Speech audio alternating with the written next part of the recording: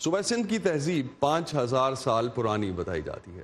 سکھر شہر میں سن 1980 سے مٹی کے ٹھیلوں سے مختلف اقسام کی اشیاء ملنے کا سلسلہ جاری تھا، اور جب باقاعدہ طور پر یہاں کھدائی کا کام شروع ہوا تو موئن جوڈارو سے مماثلت رکھتے آثار ملے۔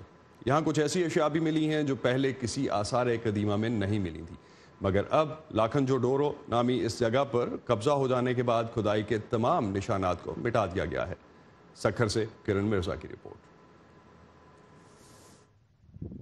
سکھر سائٹ ایریا میں سن 2006 میں محکمہ آثار قدیمہ سندھ نے کھدائی کا آغاز کیا۔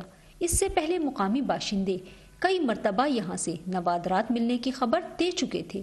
مٹی کے چھوٹے بڑے ٹیلوں کے اندر سے ہزاروں سال پرانی تہذیب کے آثار ملے۔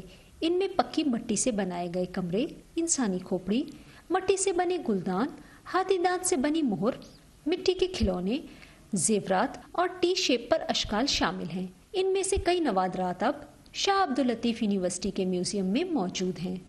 ایک مخصوص قسم کا پتھر ملتا ہے جس کو ہم بینڈیڈ چرٹ کہتے ہیں، وہ یونیک ہے انڈس سویلائزیشن میں، وہ کہیں سے نہیں ملا اور صرف روڈیل سے ملا ہے۔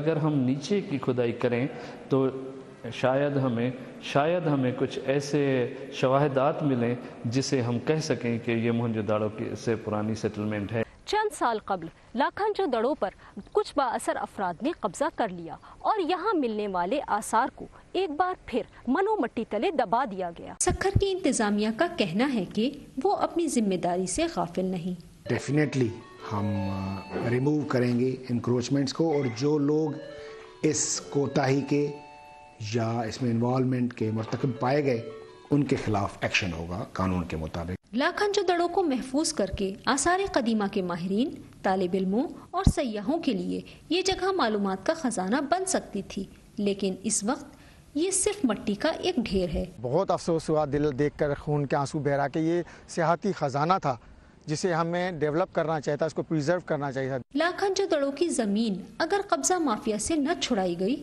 تو دنیا پاکستان کی زمین میں پوشیدہ ایک ایسی تہذیب کے بارے میں جاننے سے محروم رہ جائے گی جو اپنے اندر ایک دنیا سموئے ہوئے ہے، اور انسانی تاریخ کے انوکھے راز مٹی تلے دفن ہی رہ جائیں گے۔